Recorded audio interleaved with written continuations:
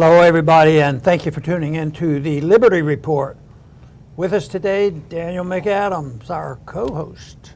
Daniel, good to see you. Happy Monday, Dr. Paul. How are you today? It's Monday again It already? Is. We're back around. Okay, Full well, circle. we better get busy. Yeah. I see NATO's busy. They're very And busy. we've been wanting to slow them down a bit. But, A lot. but they haven't listened to us.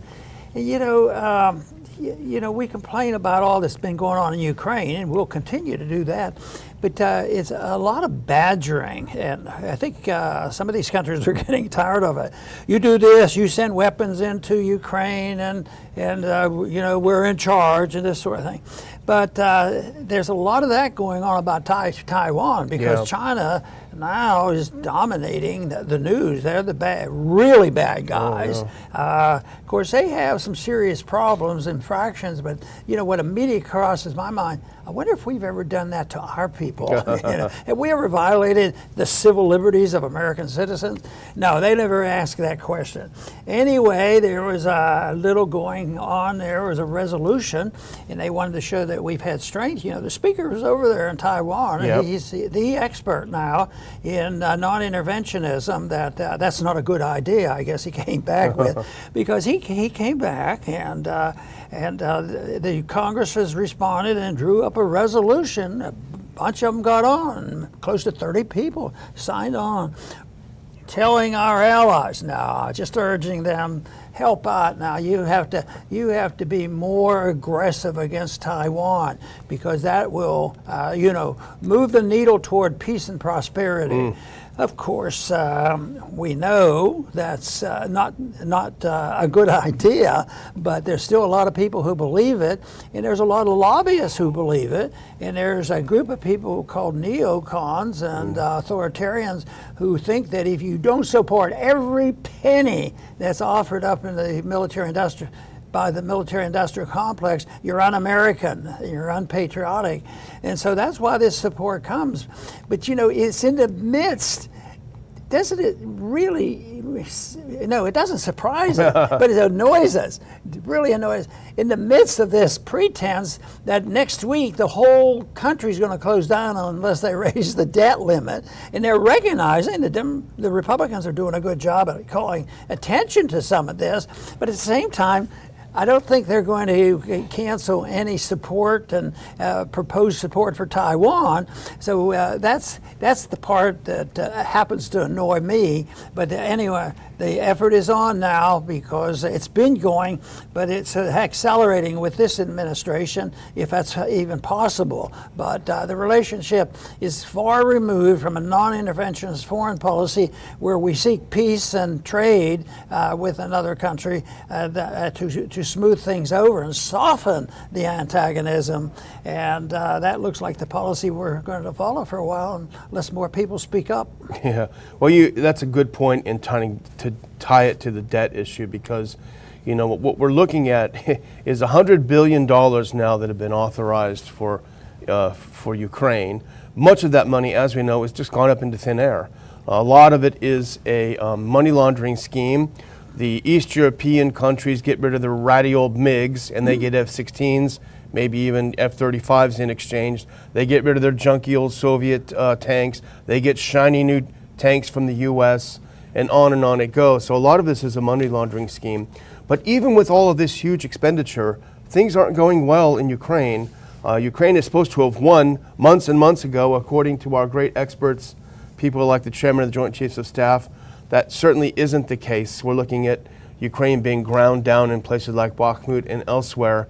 So it's not going as planned. And so what does Washington do when one of its interventions are not going as planned? Well, they do a sleight of hand and say, oh, but what about over here? And I think that's what we're seeing with China now. This whole this whole Ukraine adventure has been a disaster. So now you're seeing a new Washington consensus emerging. And we can put this first one up, because this is a bill, and our good friend and colleague Norman Singleton sent this over to me this morning. So Norm, hats off to you, bud. Exclusive, House Republicans call on European countries to support Taiwan and oppose a Chinese invasion. So this is a new piece of legislation introduced in the House by a Republican from Ohio. Basically what it's doing is trying to rope the Europeans, Dr. Paul, into the same horrible relationship with the U.S. over Taiwan as they were able to do over Ukraine. They destroyed the powerhouse of Europe, which is Germany. They've destroyed the economy, inflation, energy prices, food prices, all through the roof in Europe. And now the Washington is saying, okay, Europe, but let's try to do this even more with China and Taiwan. And to top it off, they blew up a pipeline. It wasn't beneficial to anybody except the people who have to sell oil from another source. But you know, they had on the items on that resolution, I think there were 4 major items, but I want to read 3 because it touches on what you said. It says the resolution that encourages North Atlantic Treaty Organization allies to strengthen their engagement with partners in the Indo-Pacific on approaches to shared global security challenge, including peace and stability in the Indo-Pacific. I got to thinking, all this stuff, and I think we emphasize that we're looking for peace and prosperity, and they are too. So they're supposed to be allies, but they happen to be, doing exactly the opposite of what we had been advised by the founders. What's in the Constitution, that you should not seek, in absence of cooperation with other people, you should seek more trade and more opportunities to work together.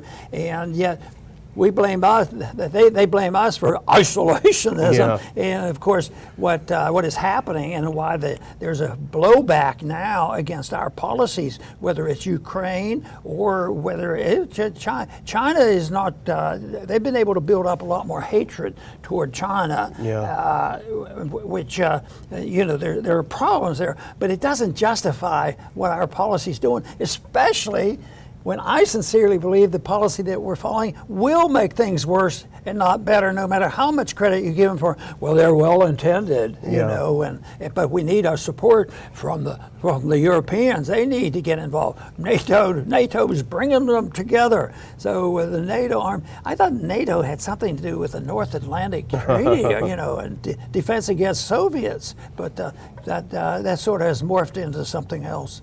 Well, the whole thing is pretty farcical if you look at it a certain way. I mean, Europe has completely depleted its entire arsenal. They've sent literally every last shell. I think they're sending over slingshots now. They've sent every single last piece of weaponry. They swore, they said that they were going to have 1 million new shells we're going to send, and then they can't find them anywhere. They can't buy them. They can't manufacture them. They have literally emptied their arsenals, and you've seen one after the other European defense ministers saying we couldn't last more than 3 or 4 days if we actually had to fight a war, because they've sent everything to Ukraine. So on the one hand, you see this completely depleted, and it's the same is true for the U.S., this completely depleted arsenal, and at the same time, they want to take out the biggest kid on the block. They want to go punch China in the eye, and they have no weapons left. So it's absolutely farcical.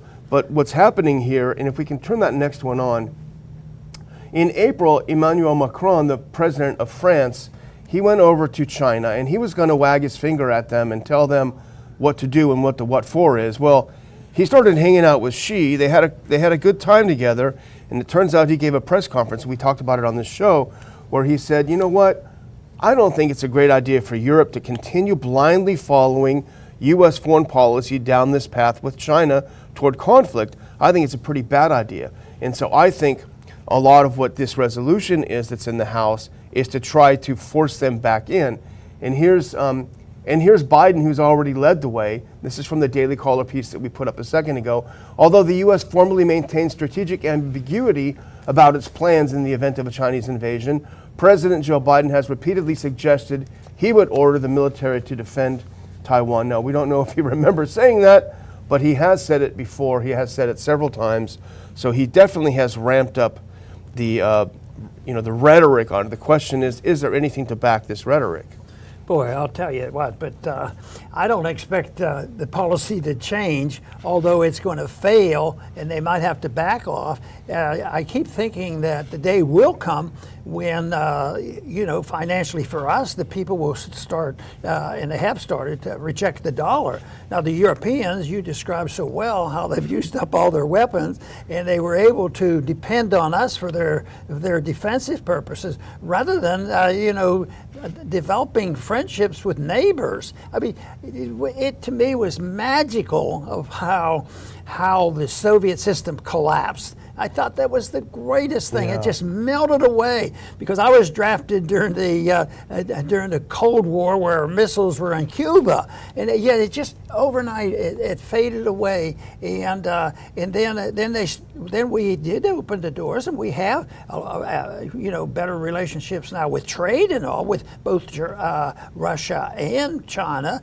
But it's deteriorating, and it's not sound, and that's where the real problem is. And yet that is a position that we should strive for, is to get people into trading. And you can still look at a lot of trade going on, but somebody just doesn't like that. And most people simply explain it, well, it's not on the table for the globalists. There's a segment of people that want to run the show, and they've been around forever. The nature of which globalist group is really in charge is yet to be determined, but it isn't the independence of a libertarian society who say, just leave me alone, let me take care of myself, and we're not going to engage in these conniving with other countries and trying to stimulate the Europeans to do what we want, and until they go bankrupt. And now the people are floundering around. They just don't know what to do. But the answers are not complicated. Yeah. We should just mind our own business. That would be a good idea, Dr. Paul. But it doesn't pay a lot of bills for people in D.C. But let's go back. This is a press release on the legislation we're talking about. If we can go forward, Representative Miller from Ohio introduced it. But here's a quote from Representative Lawler. Go ahead, one, if you don't mind. Here's what he said. It is incumbent on all NATO members to strengthen their involvement with democratic partners in the Indo-Pacific to ensure safety and security in the region, Lawler said. Quote, the CCP's recent provocative actions toward Taiwan and their neighbors are a reminder that Xi's desire for expansion can only be checked by U.S.-European cooperation. This is a country that has expanded NATO all up to Russia's borders, that has expanded, it has 1,000 bases overseas, talking about the expansionism, desire for expansionism of the Chinese government. And as you say, they're not perfect, but really it's the pot calling the kettle black. But what we're seeing here is the same kind of relationship. It really is a parallel with the relationship with the U.S. and Russia over Ukraine. We've talked about this, for years on this show. We have an extremely provocative policy toward China over Taiwan. We send our ships across the globe to patrol their waters. We sell them weapons. We send them weapons. We hold military exercises aimed at attacking the Chinese. And when the Chinese stand up and say, hey, you guys should stop that, we say, whoa, you guys are being so aggressive. And that's exactly what happened with Russia and Ukraine. It's the same playbook, and it doesn't work. It turns out badly for our economy, and things could get even worse if they continue with this. What do you think is going to happen when somebody goes over there and offers membership to NATO to Taiwan? Yeah, that could be. No, that's too absurd. But in a sense, that's what they're approaching. Right now, our verbal commitments have been overwhelming. That the presidents that we've had, we would not allow that to happen. And that's always set the stage. So they are pseudo members, and yet we're out there still making it, even tighter and more determined. And don't forget, the Chinese are ready to invade. They talk about invasion like next week it may come, but it's a result of us getting involved in places we shouldn't be involved, and claiming that those of us who don't want to get involved with the militarism are therefore isolationists and we don't want to deal with the world.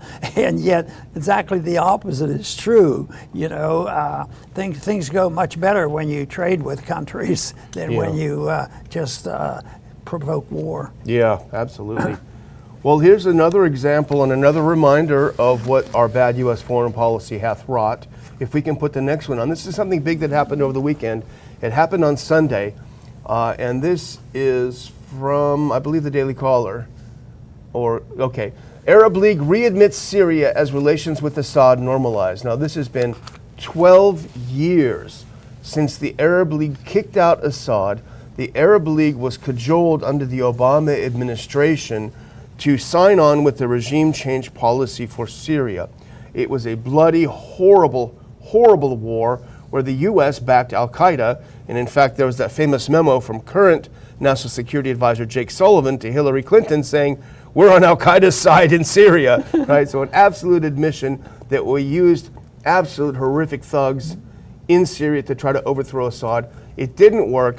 And finally, and this is what's going to infuriate Washington, with the mediation of China, there has been a resumption of normal diplomatic relations between Syria and Saudi Arabia and Iran, United Arab Emirates. They've all been able to mend their fences, and now Syria, after this horrible long nightmare, has been readmitted into the Arab League. It's very important. No, I think it's sensational that they're even talking about it. But you know, it happened to be a Democrat president that said Assad has to go. Yep. He established the whole atmosphere of why we had to be in there and get involved, and we have been involved, and we still are struggling to hang on to our little extra oil that we have there. Now, I like the idea of having less regulation so we can be oil independent. That's okay. Work in that direction, but allow the market to work. But no, they go over there, and we get involved, and then we have to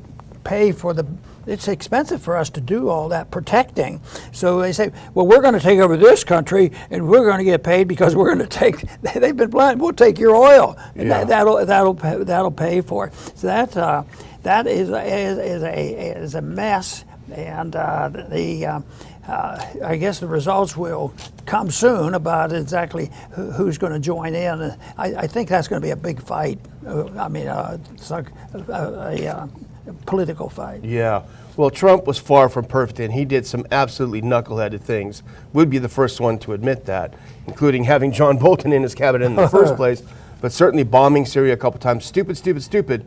But really, we can see now that the Biden presidency is just Obama 3.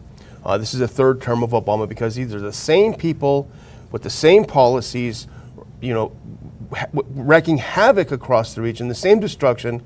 They did it in Ukraine. It was under Obama that the U.S.-backed coup happened in Ukraine. It was under Obama that the Arab Spring, which was just cover for the U.S. to overthrow all the governments in the region and call it a democracy movement. Of course, it was no such thing.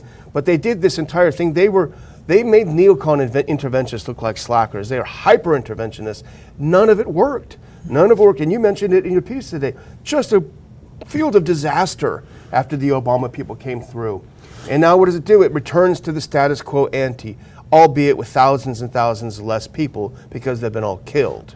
You know, it's sad that we don't hear from the progressives, the ones who in the Democratic Party would stand up and outside the Democratic Party. But in a way, they're being revived a bit. Yes, all this nonsense that you just showed, how bipartisan is, and both Republicans and Democrats are pushing it. But all of a sudden, there's somebody that entered in the president's race in the Democrats. All of a sudden, people are shocked.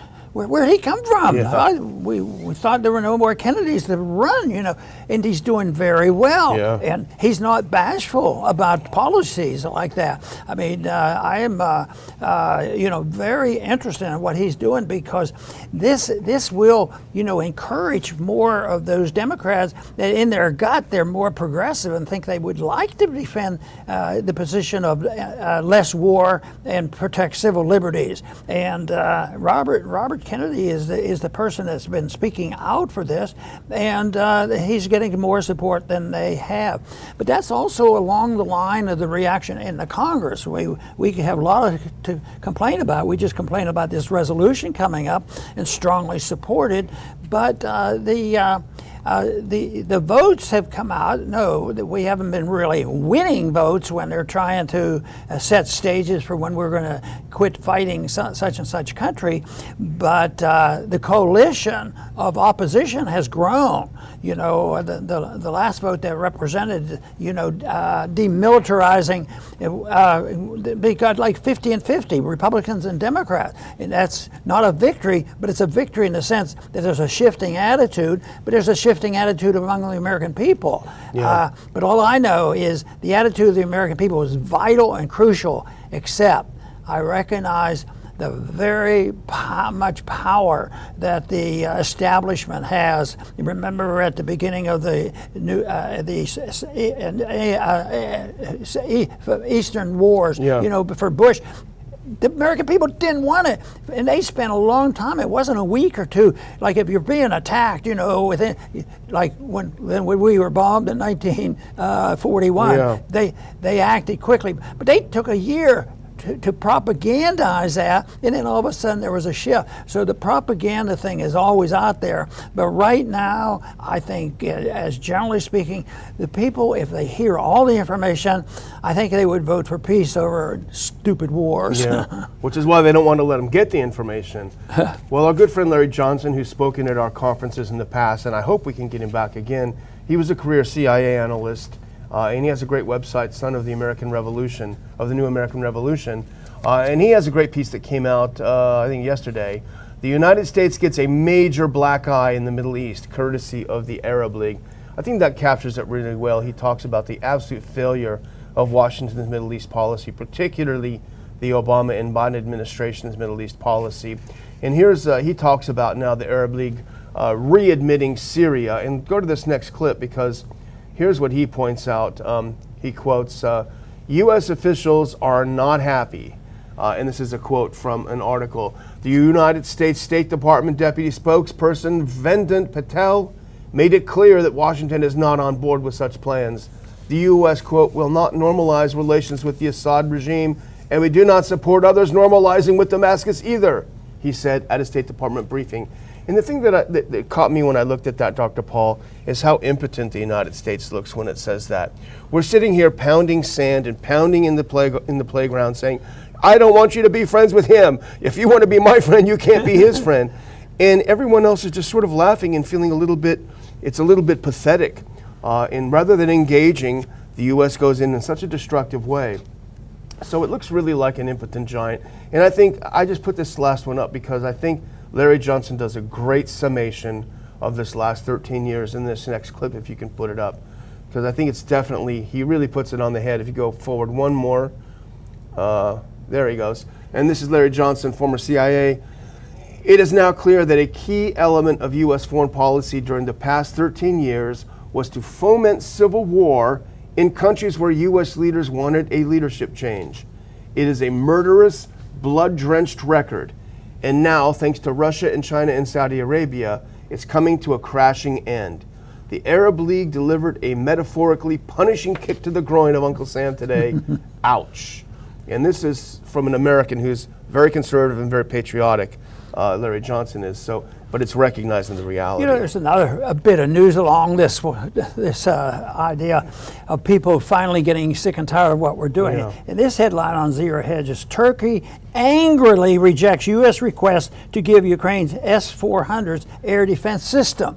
We marched in there and it was sort of assumed and like we were giving out the directives and they were supposed to do it, but they turned around and they said they were sick and tired of it. So I think you're going to see more of that. And the one thing that I keep watching, because eventually it will be the big issue, and that is, the dollar's been strong for a lot of political reasons. We had the gold and we were wealthy and all these sorts of things. But there's also a bit of psychological benefits because, they know they're very rich, and even though we're rich, we're spending too much. So most people are working with the assumption that the dollar will continue to lose more of its, ability to be the world currency. So, and I think this gives Turkey and other countries a little bit of support because the market's saying something too that America's getting weak. weaker. Now everybody say, you guys, what are you talking about? Why aren't you yelling and screaming? Why are you allowing America to get weak? Well, maybe they're doing something wrong. And do we have a right or an moral obligation to speak out? Every time somebody is doing something because they're showing strength, it might be what? Strength and courage on doing the right thing and reducing the amount of authoritarianism. That's one thing. But when you use this approach and then you go around and you throw your weight around, and if you don't get people to join immediately in our warmongering, we'll put on sanctions. I mean, look at sanctions on China and Russia. We're just begging for more problems, not saying, why don't we just, work together on this? So, but it's easy, I guess, to play the political, patriotic issue and just say, well, it's their fault, we're angels. So. Yeah, this is the insanity and stupidity of U.S. foreign policy in a nutshell. If you think about this, so the U.S. goes to Turkey and says, listen up, we know you bought those S-400s from Russia. We want you to send them to Ukraine. And this is the most advanced state-of-the-art systems. We want you to send them to Ukraine, but first we want to have a look under the hood, wink, wink. We want to see how they're made. Turkey has spent a lot of time now trying to develop a positive relationship with Russia, and they've been successful at it. They have now become a hub for Russian gas, and this is a hilarious thing. You got to take your hats off to the Turks. They're no dummies. So everyone sanctions Russian gas. So Russia says, hey, how about if we build a hub in Turkey? We will send the gas there. You guys can sell it at a markup, and we'll split the difference. We'll split the profit. And Turkey says, that sounds like a pretty good deal. So here they have all things going. They refuse to sanction Russia, and then here comes the U.S. State Department in and say, hey, why don't you send that stuff to Ukraine and let us look under the hood and destroy your relationship with Russia? And Turkey says, how about no? It's just, what did they think Turkey would say? It didn't take Turkey to give an answer, like immediate. No, that's sure is a mess. Yeah. Well, we're going to move on to our last little tidbit, but before we do, it is May, and I do want to put a heads up for our sponsor this month, and again, that is forpatriots.com. A great company to help you survive bad situations. There's a new report out. The government is warning of a known safety threat that poisons thousands of Americans, and that is the threat of deadly carbon monoxide seeping out of your gas generator. Many people have been killed over the years, and it is a real danger. But there is a new generation of portable, safe, silent, and 100% fume-free generators, and they're available to all Americans, even those who think they might not be able to afford it. You're looking at a picture of the shiny new Patriot Power Generator 2000X, 2,000 watts of power, expandable add-ons to double the capacity. It's a generator that doesn't use gas, and so it doesn't have fumes. It's solar, and it's lightweight, and it's quiet as a laptop. And you can get it, and you can move it. It's portable. It can power your phones, your medical devices, or even your fridge. The great news is if you go to forpatriots.com and use the code RON, you get 10% off your first purchase on anything in the store. And that includes these generators, a whole family of generators, food, and so much more. There is a link in the description. Show our supporters some support, show our benefactors some support by going over to forpatriots.com, using the code RON, and get that 10% off. That sounds good. I like discounts. It's a pretty good deal. I like good discounts. So I want to go on to one last item. Yeah, Elon's in a little bit of trouble. Yeah, I've never met Elon, and he's never called me. I understand he knows business, can make some money, and knows how to make electric cars and shoot things up in the sky. Yeah. But anyway, I'm more interested in when I see news, and I don't follow him very closely, but I like to hear sometimes his opinion. But today this opinion was eye-catching. Why does the media misrepresent interracial crime stats to such an extreme degree? And once they talk about racial groups, it makes me annoyed because I've always been annoyed about the way they report elections. In leading up to the election, they measure out Hispanics and blacks and Asians and truth tellers. No, they say, how are they going to vote? Yeah. Well, how do they know that everybody votes the same, and put them in a group? And I think it's the opposite of emphasizing individuals. And they say, well, we have to have so-called rights, we have to have civil rights for every single group.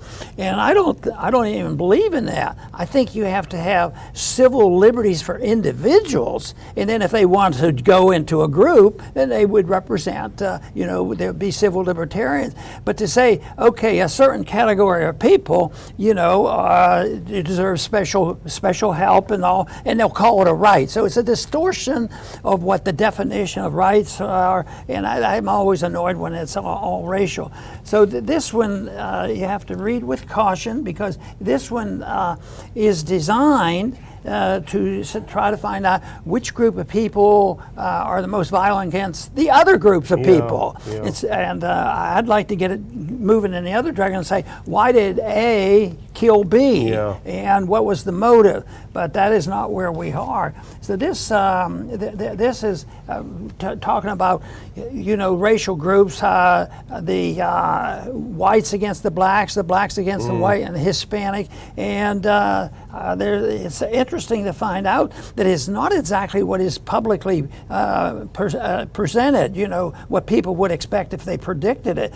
And would this be the final word? No, this is just interesting, and I just wish they wouldn't concentrate on this, because if this is the case, if this is the case and is that important, and what the races are doing it for against each other, then there's a lot of emphasis being misplaced, in the media. So I think that this is of interest, and I think a lot of people will look at this thing and say, "Wow, I didn't know that." Yeah, it is interesting, and the reason we're talking about it is because Elon got into a little bit of trouble, because if you put up that next clip, this is a chart that was put up, and it's to make a point. And is to accuse the media of obsessing about only one aspect of racial crime, which is white on black. And you can see the television camera zeroing in on that 59,000 number of white on black crime, and not showing the others, which are significantly higher. For example, black on white, which is about 10 times higher. So they used some statistics from the Bureau of Justice, and they showed this. They showed that the media only focuses on one part when the full story is a little bit more complex. Well, what happened is that Elon responded to this, if you can turn the next one on, and Elon said, odd, why would the media misrepresent the real situation to such an extreme degree? But he wasn't done. I think this was a couple of days ago. So there's a next one, if you can put this next one up, where they talked about how the media is 4 times more likely to mention the race of white murderers as compared to black murderers. And Elon said, interesting. And then do it again, because he was on a roll here. Someone else posted between 2011 and 2019, the New York Times and Washington Post increased their usage of the word racists, and racism by over 700% and nearly 1,000% respectively. And Elon Musk drew a couple of exclamation points under it. So I don't think he's necessarily talking about crime and race. I think what he's talking about is how the media covers it. I think that's his angle. And I think people maybe misinterpret what he's saying, but it is interesting. I think they're using this kind of thing. Yeah, that's political gains. Yeah. Do you have another statement? Yeah, well, I would just close out. If we can do that very last one, because I do want to remind our viewers that we're going to have a get-together here in June, on June 3rd in Houston, and they lie. Nihilism and the War on Truth. We're going to have some great speakers. We're going to have a great event. It's going to be a great get-together, delicious breakfast. Spend a day with people you like. Spend a day with people who, for the most part, you agree with. And you know, Dr. Paul, when we have conferences, people will meet each other and they'll develop business relationships. They may develop personal relationships. We've known people that, different families that have developed long-term personal relationship, friendships. So it's not just about sitting there and being passive and listening to someone speak, although there's a heck of a lot that can be learned, and I always learn something at our conferences, but it's also about being around people where you can accept the fact that you're against violence and you're against the use of force, and you share a lot of these things in common. So there is a link in the description to where you can get your tickets and find out more about it. We hope you will join us in June, less than a month away now in Houston, Texas. Very good. Well, I want to close by re-emphasizing the issue of what is the responsibility of NATO to run the world. When NATO was started, it was well known that Senator Robert Taft back then said that NATO was not a good idea, that it would end up actually doing the opposite. And he voted against it, but he was considered a bad guy for this. But actually it was set up then at the time, and I could understand why people would want to justify it, because it was there to protect Europe and the United States against the Soviet system. Yet after the end of the Cold War, NATO, there was no purpose of NATO. So they had to go and create a purpose, and Daniel and I have expressed ourselves even today how much NATO is involved. And now it just blows my mind to think they're over there, visiting Taiwan, and promoting things there. And I was jokingly saying, what's going to happen with that little problem we have with Taiwan versus China if somebody goes and invites Taiwan to join NATO? And the whole idea that we're over there messing around with the internal and external affairs and borders, a long way away from the territory NATO was supposed to be interested in. So I would just ask people to, pay a lot of attention to NATO, because when they, and especially myself, and I'm sure Daniel agrees with this, that when we talk about Ukraine, it's they might say that Ukraine, Russia, fight. Oh, Ukraine, Russia invaded Ukraine, and that ends it right there. But the whole thing is, it started a long time before that, and it was especially accelerated in 2014 when NATO, in a way, became very, very aggressive and participated, along with the United States, obviously, in a coup that got rid of a government that was more open-minded to dealing with Russia. So NATO shouldn't be there. We shouldn't be there. We should allow internal affairs deal with what's going on in countries, and even the border disputes. That is something we don't need to go over to Ukraine and pretend that we are border experts and know exactly what to do and solve problems. I think we have enough challenges right here at home, but people blindly just go along and have supported the war in Ukraine. But the whole thing is more people are starting to oppose it, and this is a wise prediction.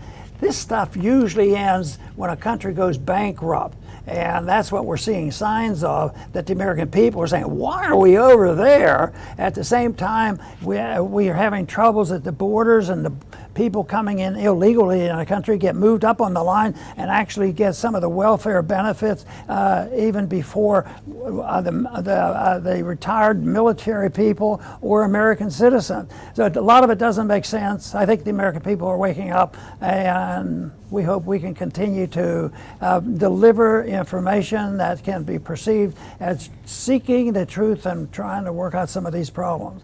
I want to thank everybody for tuning in today to the Liberty Report. Please come back soon.